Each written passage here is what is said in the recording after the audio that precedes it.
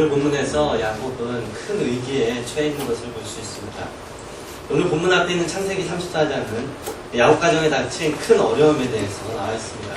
형 에서를 피해서 외삼촌 라반의 집에 있다가 20년 만에 다시 돌아온 야곱. 야곱 강가에서 하나님과의 그런 밤샘 씨름을 통과하면서 에서와의 관계도 다시 회복됐습니다. 이제 모든 것들이 잘 풀리는 듯한 그런 상황이었습니다. 그런데 세겜에서 이 야곱이 끔찍한 일을 당하게 됩니다. 그의 딸 디나가 외출했다가 하몰의 아들 세겜에게 강간을 당하게 됩니다.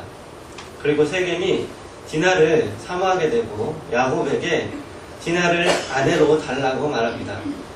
들에 있다가 이 소식을 들은 야곱의 아들들이 세겜의 요구에 거짓으로 그렇게 말합니다. 모든 남자들이 할례를 받으면 디나를 줄 뿐만 아니라 서로 한 민족처럼 지내게 될 것이라고 말합니다. 하물과 세겜이 그 말을 믿고 모든 남자가 할례를 행하게 됩니다. 그런데 할례로 인해서 고통이 심할 때 야곱의 두 아들인 시몬과 레위가 그 성을 엄습하게 되고 모든 남자를 죽이고 재물을 빼앗고 그리고 그 자녀들과 아내들을 살해하는 끔찍한 복수를 하게 됩니다. 이 소식을 듣고 야곱은 크게 낙담하게 됩니다.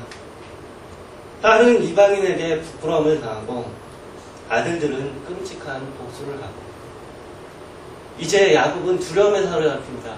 주변의 그런 백성들이 우리를 해할 것이다. 34장 3절을 보면 야곱이 시몬과 레위에게 이르되 너희가 내게 화를 끼쳐 나로 이 땅 사람 곧 가나안 족속과 브리스 족속에게 냄새를 내게 하는도다. 나는 수가 적은즉 그들이 모여 나를 치고 나를 죽이리니 그리하면 나와 내 집이 멸망하리라. 야곱에게 위기가 찾아온 것입니다. 이 큰 위기 앞에서 야곱은 두려움에 쌓여 있습니다. 이 두려움에 쌓여 있는 상황을 어떻게 극복해야 될까? 이 위기에 처해 있는 그런 상황에서 야곱은 어떻게 해야 될까요? 위기에 처한 야곱에게 하나님께서 먼저 찾아오셔서 말씀하십니다. 1절 말씀입니다. 하나님이 야곱에게 이르시되 일어나 베델로 올라와서 거기 거하며 내가 내 형 에서의 낯을 피하여 도망하던 때에 내게 나타났던 하나님께 거기서 단을 쌓아라 하신지라. 반복해서 거기 거하며 거기서 단을 쌓으라고 말씀합니다. 하나님이 원하시는 곳이 있다는 말입니다. 하나님께서 원하시는 곳, 야곱이 가야 될 곳, 그곳은 바로 베델입니다. 베델은 하나님의 집이라는 그런 뜻입니다. 베델이 야곱이 가야 될 곳, 하나님께서 야곱에게 가라고 명령하시는 곳이 바로 하나님의 집인 베델인 것입니다. 야곱이 있어야 될 곳이 베델임을 하나님께서 말씀하시는 것입니다. 여러분, 어디에 머무는 것은 중요한 문제입니다. 우리의 마음이 어디에 머물고 우리의 발길이 어디에 머무는가는 참으로 중요한 문제라는 것입니다. 나의 마음이, 나의 발길이 하나님께서 원하시는 곳에 머무는지 아니면 나의 유익을 따라서, 나의 욕심을 따라서 나의 발길이, 나의 마음이 머무는지 살펴봐야 합니다. 있어야 될 곳, 바로 베델에 있지 않았기에 야곱은 당하지 않아도 될 어려움을 겪게 되는 것입니다. 그렇다면 야곱이 있어야 될 그런 베델은 어떤 곳입니까? 먼저 베델은 야곱이 하나님을 만난 곳입니다. 창세기 28장 10절 이하에 보면 야곱이 에서를 피해서 하란으로 갈 때 해가 져서 더 이상 가지 못하게 됩니다. 어두워지고 정말 들판에서 돌베개를 베고 자게 되죠. 아무것도 의지할 것 없고 어둠은 내리고 주위에서 공격해오면 자신을 방어할 수도 없는 그런 위치에 있던 그 야곱에게 하나님의 사자가 오르락내리락하고 그 위에서 하나님께서 말씀하시는 것들을 듣습니다. 아브라함과 이삭에게 했던 그 약속을 이 야곱에게도 동일하게 하나님께서 얘기해 주시는 것입니다. 다시금 약속을 확인시켜 주시는 것입니다. 아무것도 의지할 것 없고 어려운 가운데서 그 환난 가운데서 있을 때에 하나님께서 오셔서 말씀해 주시고 만나 주시고 임재해 주셨던 그곳에서 야곱이 고백합니다. 28장 16절에 보면 여호와께서 과연 여기 계시거늘 내가 알지 못하였다. 아무런 의지할 것 없는 것 같아 보일지라도 하나님의 임재가 있는 것, 하나님을 만나고 하나님의 약속을 굳건히 붙잡는 것, 그것이 바로 야곱이 있어야 될 베델이고 우리가 거해야 될 베델이라는 것입니다. 또 한 가지 베델은 야곱이 하나님께 서원한 곳입니다. 야곱은 베델에서 하나님께 서원합니다. 28장 20절에서 22절 야곱이 서원하여 가로되 하나님이 나와 함께 계시사 내가 가는 이 길에서 나를 지키시고 먹을 양식과 입을 옷을 주사 나로 평안히 아비 집으로 돌아가게 하시오면 여호와께서 나의 하나님이 되실 것이요 내가 기둥으로 세운 이 돌이 하나님의 대전이 될 것이요 하나님께서 내게 주신 모든 것에서 10분의 1을 내가 반드시 하나님께 드리겠나이다 하였더라. 야곱이 하나님께 그렇게 소원하였고 하나님께서는 그의 기도를 들어주셨습니다. 하나님께서 은혜를 베푸셔서 다시금 20년 만에 무사히 돌아올 수 있게 된 것입니다. 갈 때는 아무것도 없이 떠났지만 올 때는 풍성히 가지고 돌아오게 되었습니다. 그리고 문제가 되었던 형과의 문제도 해결이 되었습니다. 이제 평안히 모든 것들이 해결되었습니다.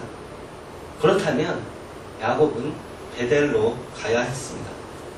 하나님께 서원하고 하나님께 약속하였던 그 베델로 야곱은 가야 했습니다. 하지만 그는 그곳으로 가지 않았습니다. 하나님은 약속을 지키셨는데 야곱은 하나님께 약속드린 것을 지키지 않았습니다. 야곱이 왜 베델로 가지 않았을까요? 30장 17절에 보면 야곱은 숫곳에 이르러 자기를 위하여 집을 짓고 짐승을 위하여 우리간을 지은 고로 그 땅 이름을 숫곳이라 부르더라.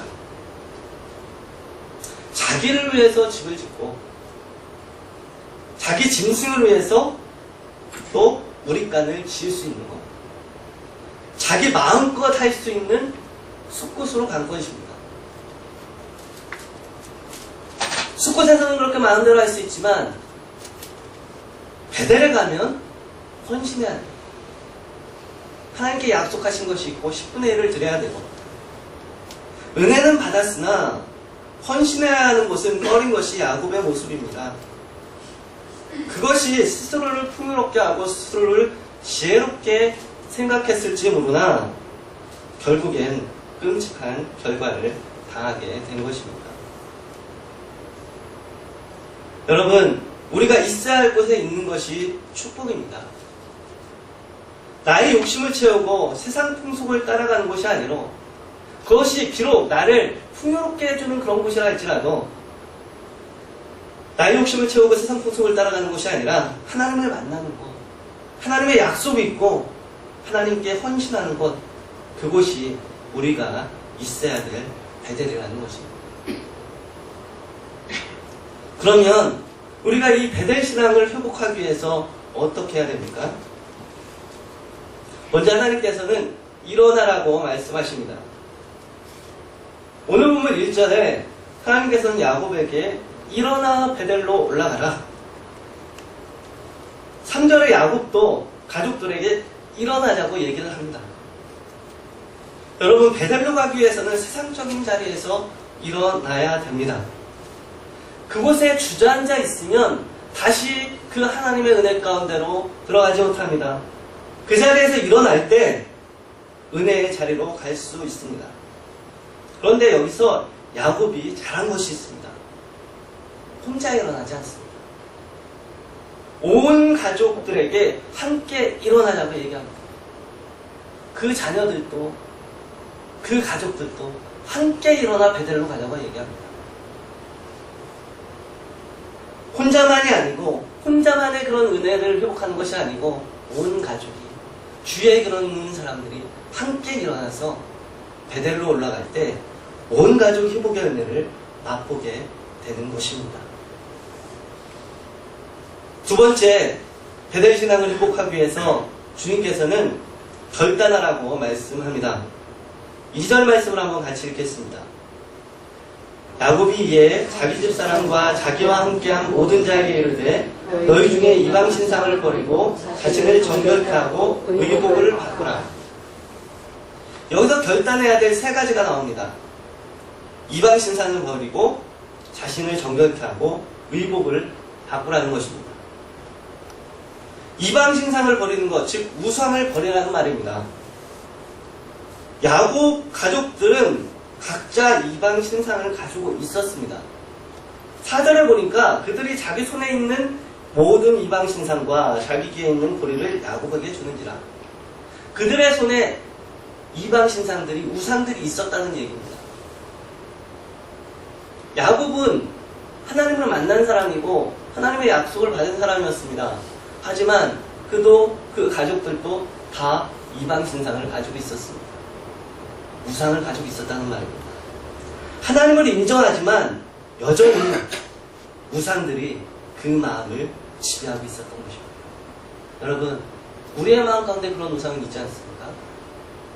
우리가 여전히 예배를 드리고 하나님 앞에 나온다고 하지만 여전히 움켜쥐고 있는 우상은 있지 않습니까? 그것을 놓을 때 은혜의 문이 열립니다. 주님께서는 이방 신상을 버리라고 말씀합니다. 내 손에 있는 우상, 정말 하늘보다 더 귀하게 여기는 것들을 놓을 때 하나님의 귀한 은혜 가운데로 들어가게 됩니다. 또 한 가지는 자신을 정결케 하라고 합니다. 순전한 마음, 깨끗한 마음, 두 마음을 품지 않을 때 베델 은혜 가운데 동참할 수 있습니다. 그리고 의복을 바꾸라고 말합니다.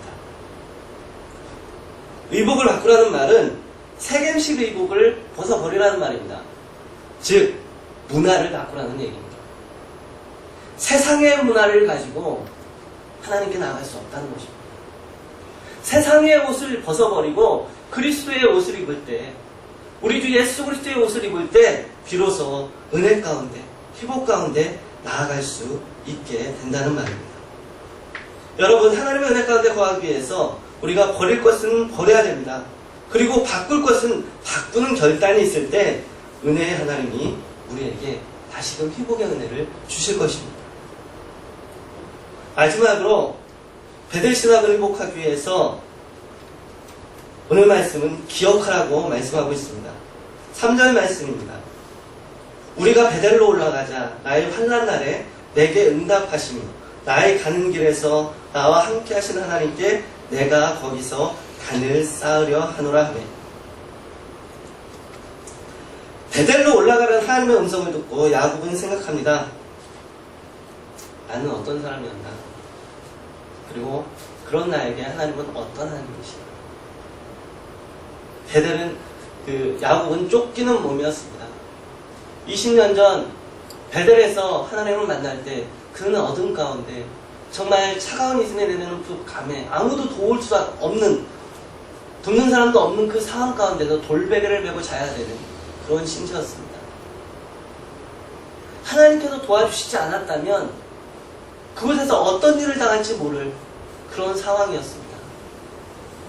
비참한 상황이었죠. 하지만 하나님은 그런 어려움 가운데 있을 때, 야곱이 기도했을 때 그 기도를 들어주셨던 분입니다. 하나님은 광야에서도, 삼촌 라반의 집에서도, 그리고 돌아오는 길에서도 야곱과 함께 하셨던 분이었습니다.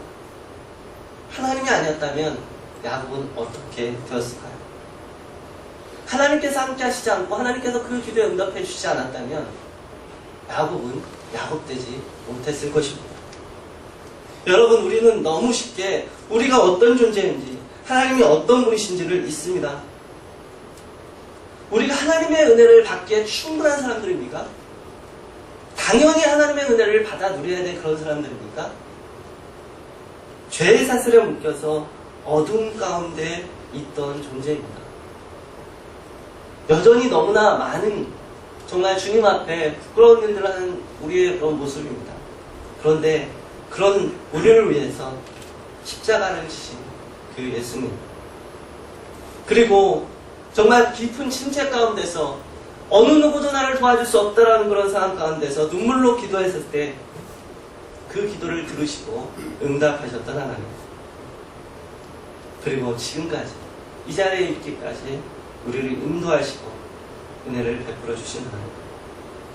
여러분, 우리의 힘으로, 우리의 능력으로, 우리의 지혜로 회복의 은혜를 누릴 수 없습니다.